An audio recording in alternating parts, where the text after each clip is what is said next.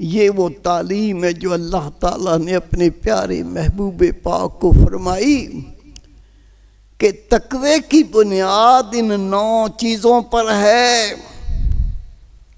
دوسرا، نبی پاک صلی اللہ علیہ وسلم کا ارشاد مبارک ہے تو عدل کر، غصے میں ہے یا رضا جس کام پہ بندہ خوش ہو، کسی سے خوش ہے یا کسی پر غصے میں ہے، عدل کرنا ہے۔ عدل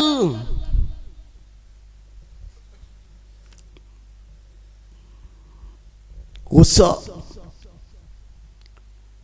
آپ نے کسی کو کوئی کام کہا، وہ اسے نہیں مانا، اب اس کے معاملے میں آپ فیصلہ کرے ہوگے تو عدل سے نہیں کرو گے، غصہ ہے نا۔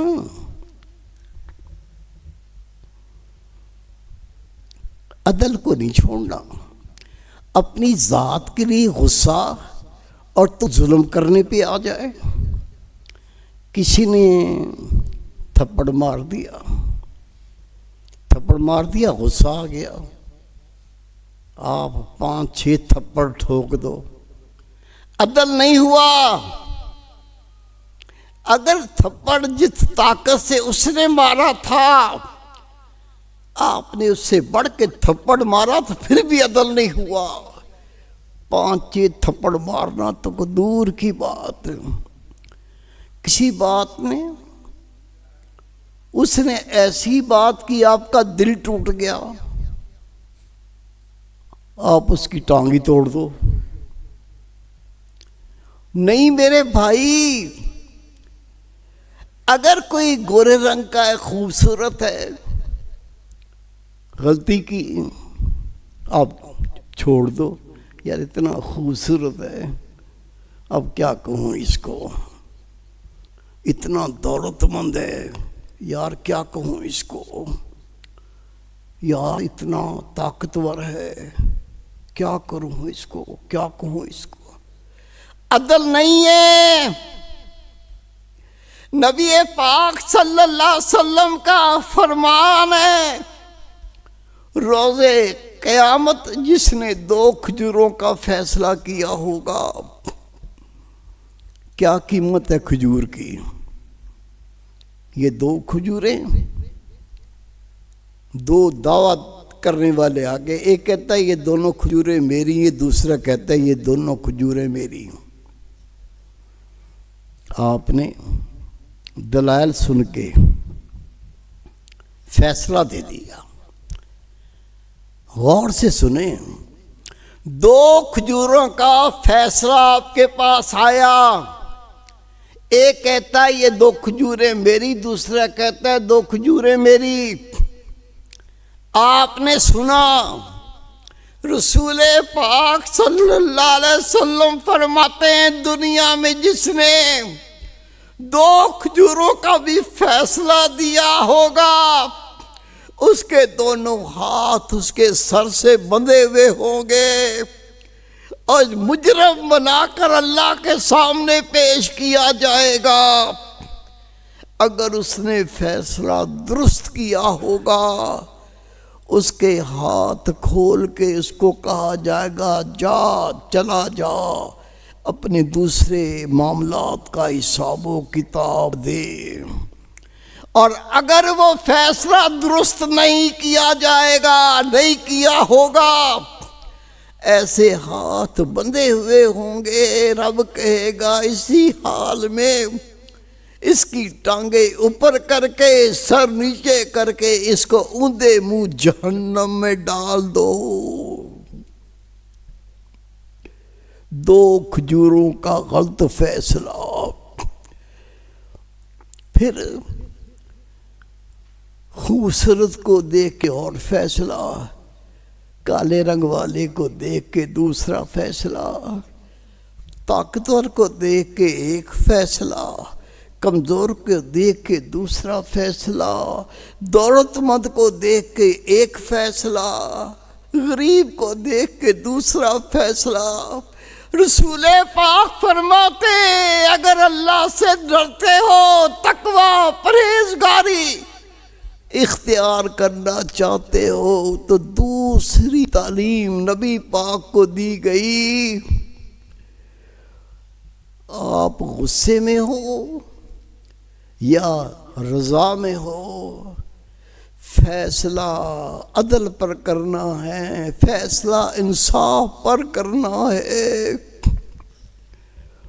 میرے بھائی، میرے بیٹے، حدیث پاک ہے، روز محشر ایک ایسا اللہ کا بندہ اللہ کے سامنے پیش ہوگا، اس کے سامنے ایک بڑا مجرم لایا جائے گا، انصاف کرنے والا اس جرم کے بارے میں پوچھے گا۔ جب اس کا جرم بیان کیا جائے گا، فیصلہ کرنے والے کو غصہ آ جائے گا۔ مثال، ایک شخص کو لایا گیا، وہ غیر شادی شدہ، اس نے زنا کیا۔ نبی پاک کا دین شریعت پاک میں 100 کوڑے مارنے کا حکم ہے۔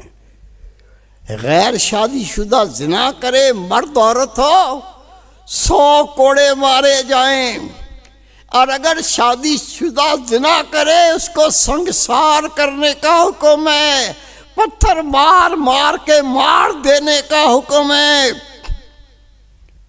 اس کے سامنے مجرم لایا گیا، وہ غیر شادی شدہ تھا، اس نے زنا کیا، شریعت پاک 100 کوڑے مارنے کا حکم دیتی ہے۔ جج کو غصہ آ گیا، اچھا تو نے زنا کیا، جج کہ اس کو 200 کوڑے مارو۔ نبی پاک فرماتے اس کو رب پوچھے گا، تیرے سامنے یہ فیصلہ آیا تھا؟ وہ کہے گا ہاں رب آیا تھا۔ رب فرمائے گا پھر تو نے اس کا فیصلہ 200 کوڑے کیوں دے دیا؟ 100 کوڑے مقرر تھا دین اسلام میں، میرے دین کے مطابق تو نے 200 کوڑے کیوں مروائے؟ وہ کہے گا یا اللہ، اس کے گناہ پہ مجھے غصہ آ گیا تھا، میں جلال میں آ گیا تھا، پھر میں نے کہا اس کو عبرت کا نشان بنا دوں، میں نے 200 کوڑے مارنے کا حکم دیا۔ اللہ کہے گا وجہ کیا تھی؟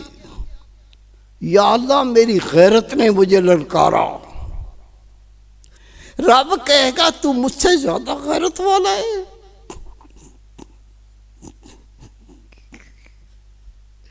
اللہ سے زیادہ غیرت کرنے والی کوئی ذات نہیں ہے۔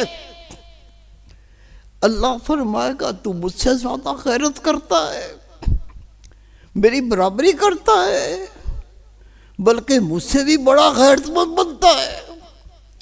فرشتوں، اس نے میرے حکم کے مطابق سزا نہیں دی، جہنم میں ڈال دو۔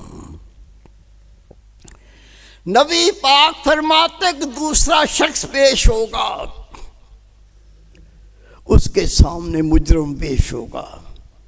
مثال دے کے سمجھا رہا ہوں، اس نے چوری کی ہوگی۔ نبی پاک کا دین کہتا ہے جب پہلی بار چور پکڑا جائے تو اس کا دایاں ہاتھ کاٹ دو، پھر پکڑا جائے تو بایاں پاؤں کاٹ دو، پھر پکڑا جائے تو الٹا ہاتھ کاٹ دو، پھر پکڑا جائے تو دایاں پیر کاٹ دو۔ نبی پاک کا دین ہے۔ اس کے سامنے مجرم چور پیش ہوگا،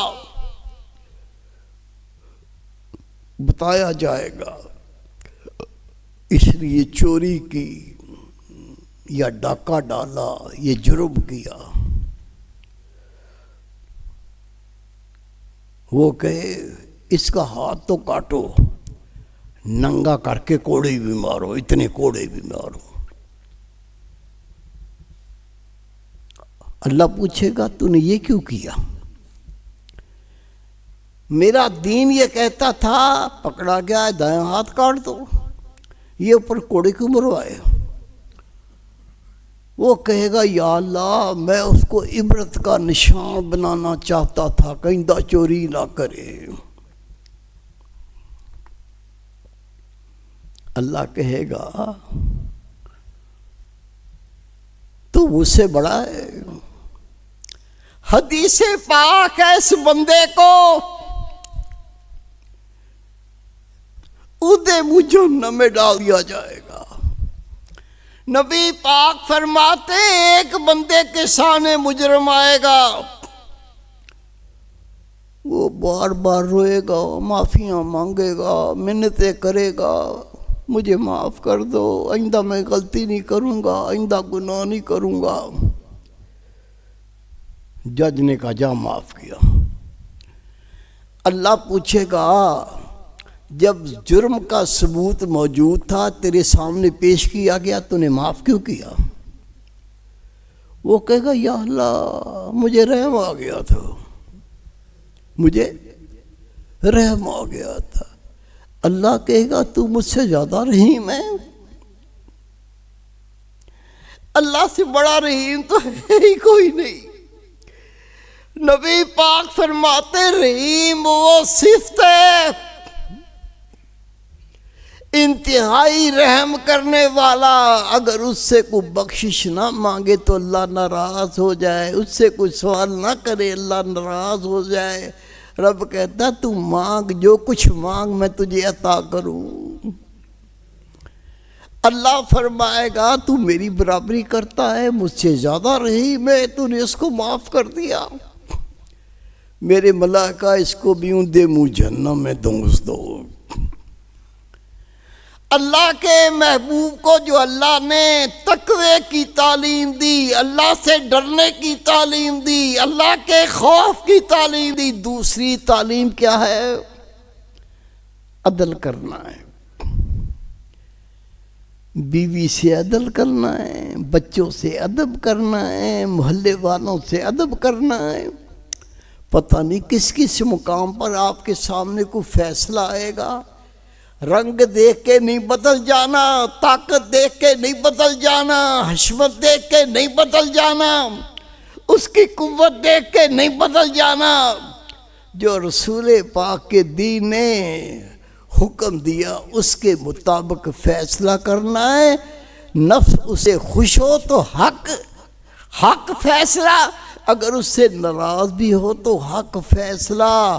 غصے میں آ کے زیادہ سزا نہیں دینی، محبت میں آ کے سزا معاف نہیں کر سکتا۔ اس لیے رسول پاک نے فرمایا آپ کے سامنے ایک عورت کو پیش کیا گیا، وہ چور تھی، اللہ کے رسول نے فرمایا اس کا دایاں ہاتھ کاٹ دو۔ بڑے بڑے لوگ آئے، یا رسول اللہ یہ خاندانی عورت ہے، اس کا خاندان بہت بڑا ہے، اگر آپ نے اس کے ہاتھ کاٹ دیے یہ پورا خاندان اسلام کے مخالف ہو جائے گا، آپ اس کو معاف کر دو۔